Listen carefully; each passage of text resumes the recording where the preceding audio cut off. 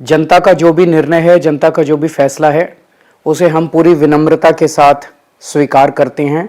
जनता का निर्णय सर माथे पर। अब जो जनता ने हमें निर्णय दिया है, हम न केवल एक कंस्ट्रक्टिव ऑपोजिशन का रोल निभाएंगे। दिल्ली की जनता ने इस बार कुछ ऐसा कर दिखाया है जिसकी कल्पना अरविंद केजरीवाल ने या आम आदमी पार्टी ने स्वयं कभी नहीं की होगी। सबसे पहले तो आप आम आदमी पार्टी के प्रमुख अरविंद केजरीवाल की वो प्रतिक्रिया सुनिए, जहां पर वो कहते हुए नजर आ रहे हैं कि इस जन्म में तो बीजेपी यानी मोदी जी आप आम आदमी पार्टी को दिल्ली से नहीं हरा पाएंगे।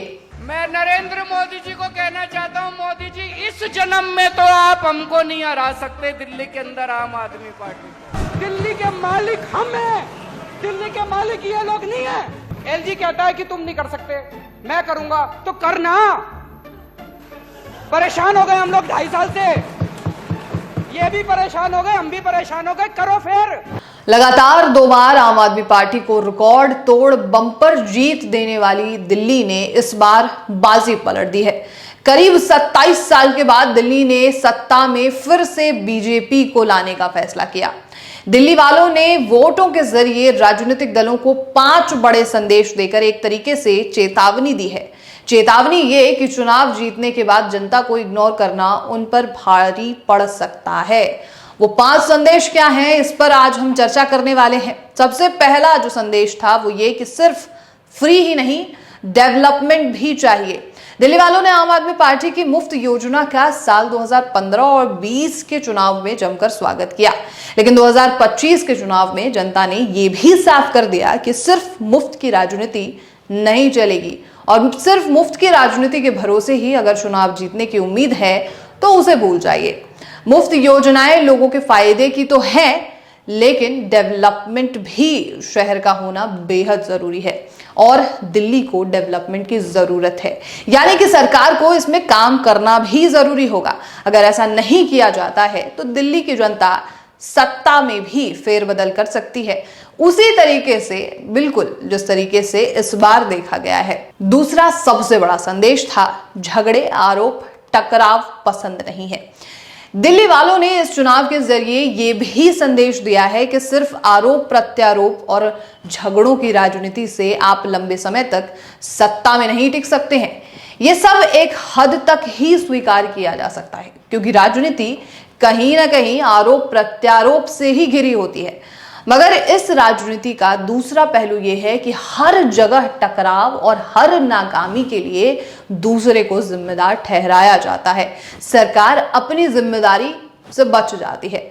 जनता ने सरकार को कामकाज के लिए चुना है, ना कि आरोप प्रत्यारोप लगाने के लिए। और अगर ऐसा ही करते रहे तो बिल्कुल उसी तरीके से जड़ से उखाड़ फेंकेंगे जिस तरीके से इस बार आम आदमी पार्टी को बाहर निकाला है।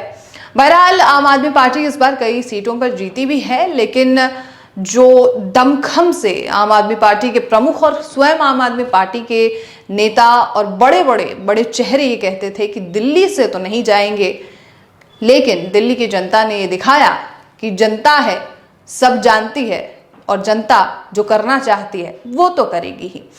तीसरा जो सबसे बड़ा संदेश था, ध्रुवीकरण की राजनीति पसंद नहीं है। ध्रुवीकरण की राजनीति एक अहम फैक्टर रहा है, लेकिन धर्म आधारित और जातिगत राजनीति हमेशा से ही सवालों के घेरे में रही है।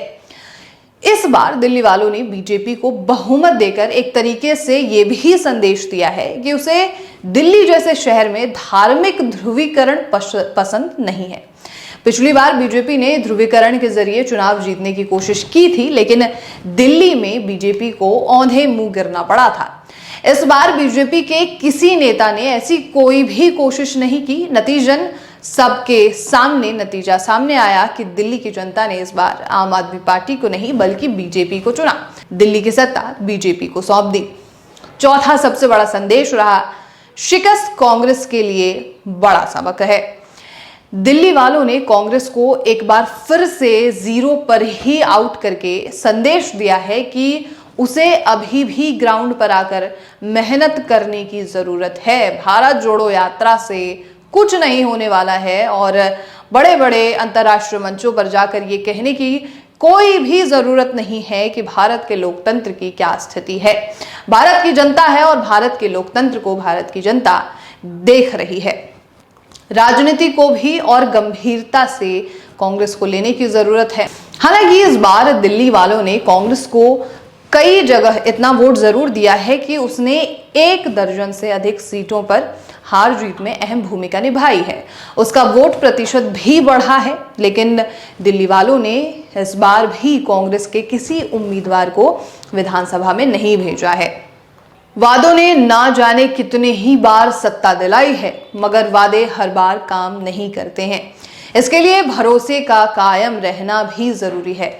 भरोसा तभी होगा जब वादों के मुताबिक जमीनी स्तर पर काम हुआ हो।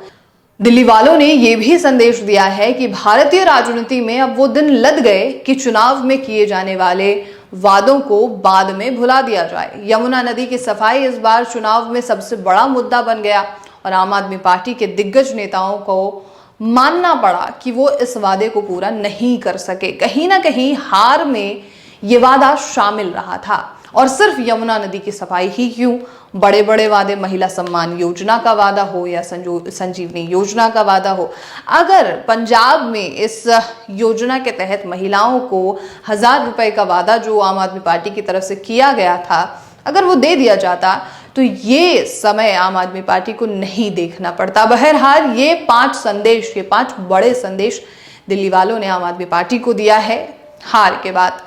और एक बड़ा संदेश कि काम कीजिए, फिर से आम आदमी बनिए और उसके बाद दिल्ली में फिर से आप जितने साल चाहें रह सकते हैं, सत्ता में रह सकते हैं।